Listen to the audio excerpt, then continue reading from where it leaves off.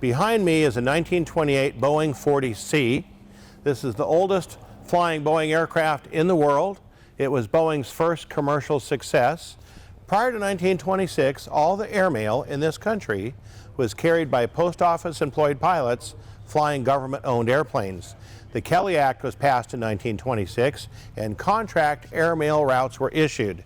Bill Boeing seized the moment, won CAM 8, Seattle to San Diego, and CAM 18, San Francisco to Chicago. They built 81 of these airplanes, and they were, again, the first commercial successful aircraft for the Boeing Aircraft Company. The one ace in the hole that Bill Boeing had, he was the only one of the contractors that was able to get Pratt & Whitney engines, which were air-cooled. All of his competitors were still flying behind Liberty water-cooled engines, and Bill Boeing said, I not only want to carry airmail, I don't want to carry water, I want to carry passengers. And as we walk around the airplane, you'll notice that there are two cabins. Each cabin carries two passengers. So you've got two people up front with a convenient writing table, two people in the aft cabin, 750 pounds of mail, and 140 pounds or 140 gallons of gasoline. This airplane could fly about 4 hours. And they literally crisscrossed the nation by about 1928 with contract airmail routes. You could mail a letter in New York, it would arrive in San Francisco in 2 days with about an 85% certainty. And appreciate these pilots flew only by ground contact. If they were in the clouds, IMC, they were dead. So their intimate topographical knowledge was their lifeline. Every fence line, every outhouse, every farm field was their navigation lifeline.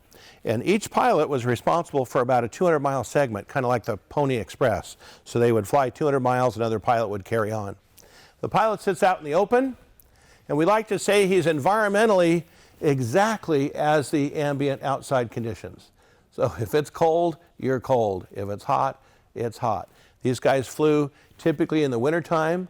Imagine, if you will, flying from Cheyenne to Salt Lake in January at night. It's an inconceivable concept. They did this on a daily basis. So the pilot's out in the open. He has a means of communicating with the passengers with a telephone system. And their navigation, again, was purely either contact with the ground, or we have an example of an original airway beacon here.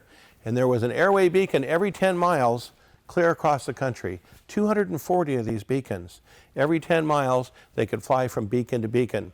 There were consistently 80 beacons from Seattle to San Diego and 240 from San Francisco to New York. So they would fly what was called the light line, beacon to beacon, clear across the dang country day and night, which is a pretty amazing feat.